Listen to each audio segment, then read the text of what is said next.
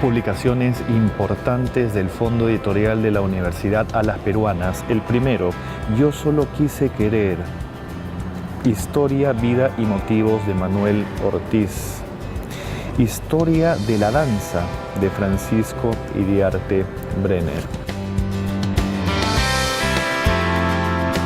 Edgardo Rivera Martínez, el gran escritor, no solamente tiene publicadas novelas hermosas como País de Jauja y cuentos importantísimos, sino que también ha publicado un libro de investigación, y esa es su otra faceta, El Perú en la literatura de viaje europea de los siglos XVI, XVII y XVIII. Es una publicación de la Fundación Bustamante de la Fuente, y nosotros fuimos a conversar con Edgardo Rivera Martínez para que nos hable un poquito más de este libro.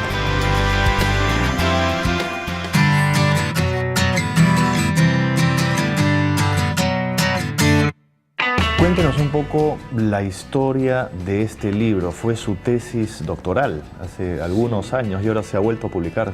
Fue la tesis para doctorarme en Letras, Literatura en la Universidad de San Marcos y resultado de mis trabajos de investigación en París, en la Biblioteca Nacional de París, ciudad a la que fui becado por el gobierno francés y estuve ya 2 años. Asistiendo a clases en la Sorbona y haciendo investigaciones en esa biblioteca.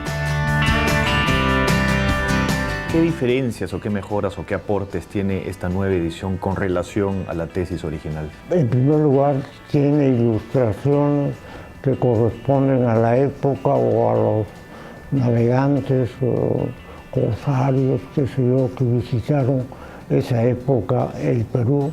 Y por otra parte se han traducido las citas que en la tesis original eran en francés, inglés antiguo y también incluso en holandés, para lo cual tuve que recurrir a un amigo porque yo no comprendí ese idioma.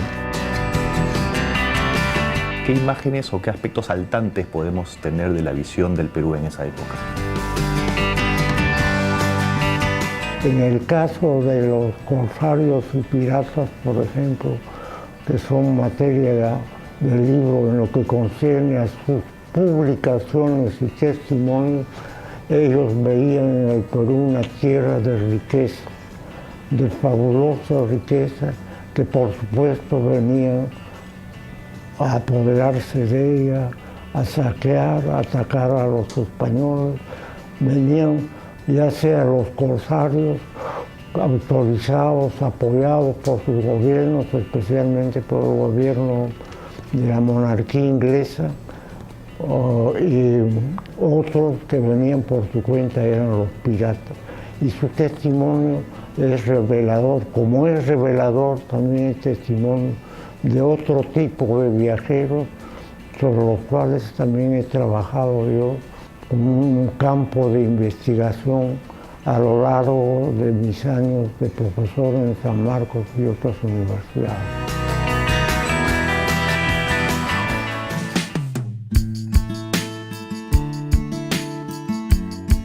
¿Qué tanto varía la visión que tenían, por ejemplo, los holandeses o los ingleses o los franceses, llegando más o menos en una misma época al mismo sitio? ¿Qué tantas variaciones tenían?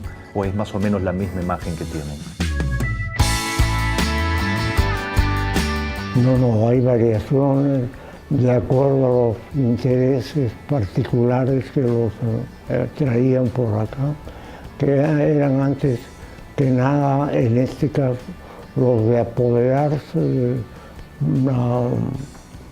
la mayor cantidad de oro, de plata, pero también conocer, aunque fuera desde el mar, con desembarcos ocasionales, el país para una eventual presencia, una irrupción de los ingleses en estos territorios para hacer los suyos, sus colonias. Entonces había varios propósitos y algunos de esos corsarios eran gente relativamente cultivada y por eso tenían una posición social más o menos alta en su país y por eso obtenían el apoyo de la monarquía inglesa o francesa, según el caso. El Perú en la literatura de viaje europea de los siglos XVI, XVII y XVIII de Edgardo Rivera Martínez. Gracias.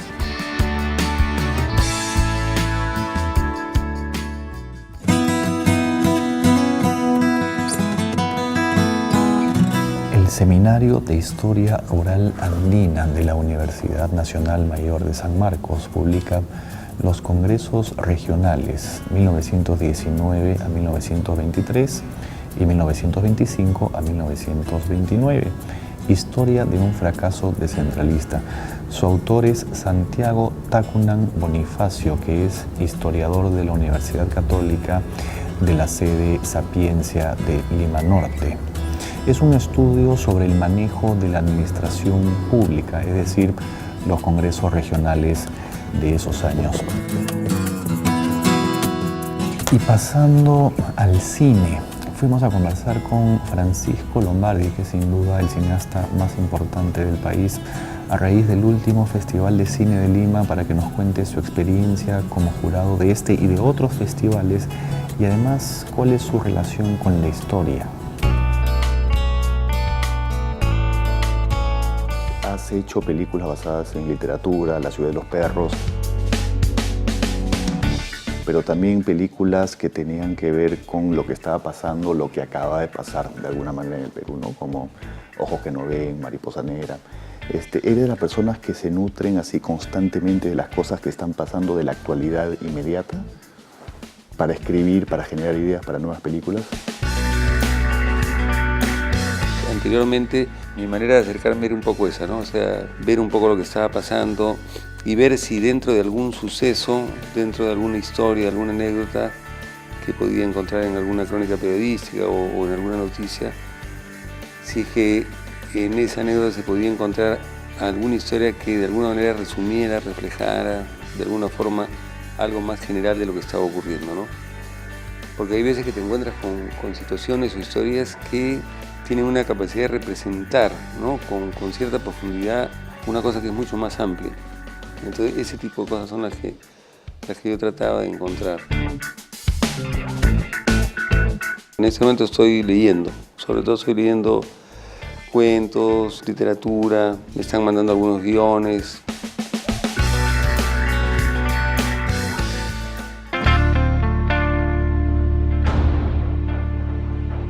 ¿Hay alguna época o algún pasaje o algún hecho histórico de nuestra historia o de la historia mundial, no sé, que te llame especialmente la atención, que hayas dicho, algún día quiero hacer algo sobre esto, algún pasaje de la historia del Perú o algún hecho en especial, más allá de los hechos de los últimos años sobre los cuales sí has hablado de alguna manera en tus películas? En una época yo tenía mucha curiosidad por hacer algo en relación a la época de la ocupación chilena en tango. Lo que pasa es que las películas de época, las películas que tienen sucesos ocurridos muchos años antes, te permiten una mirada un poco diferente. Estás mucho menos preso de las cosas inmediatas, de las cosas actuales, de retratar cosas que van ocurriendo a tal velocidad. Hoy, por ejemplo, ¿no? En esta época que nos ha tocado, eso es cada vez más y más intenso, ¿no?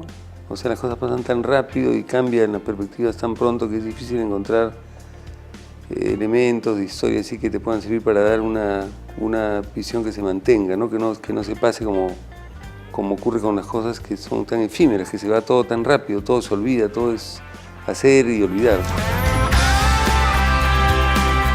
Eso de hacer una película sobre esa época implica tales dificultades de producción que cada vez que uno le da vuelta y dice vamos a centrarnos en algo más concreto. La producción, los elementos de producción, los problemas financieros son una limitación bien importante. O sea, yo creo que define mucho el tipo de cine que uno puede hacer, las condiciones que tiene para trabajar. Y eso va a marcar el estilo de muchas cosas. Estoy ahora como un poquito más centrado en encontrar historias que tengan que ver con cosas que están pasando ahora. Estoy un poco más centrado en eso.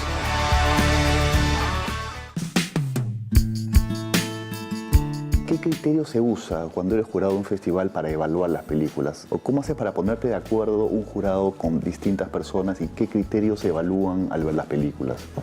Una de las conclusiones que yo saco de mi experiencia de ser jurado es que todos los premios que uno pueda ganar, que dependan de un grupo de jurados, son totalmente subjetivos. ¿Sí? Cuando dice ganó el festival de tal, en realidad lo que ha ganado es el gusto, ha complacido el gusto de las 5 personas que eran los jurados.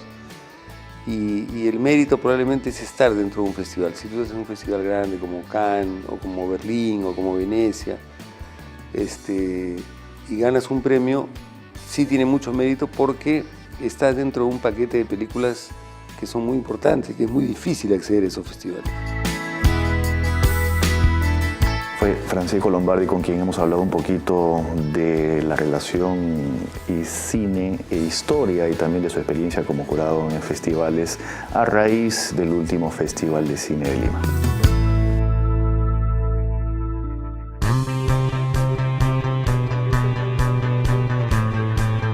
Eso ha sido todo por ahora. No se olviden que pueden buscarnos en Facebook, como sucedió en el Perú, y si quieren escribirnos para mandarnos alguna publicación, alguna duda, alguna pregunta o hacernos algún comentario, pueden hacerlo en nuestro email, que es sucedioenelperú@tvperú.gov.pe. Nos vemos en la próxima. Chao.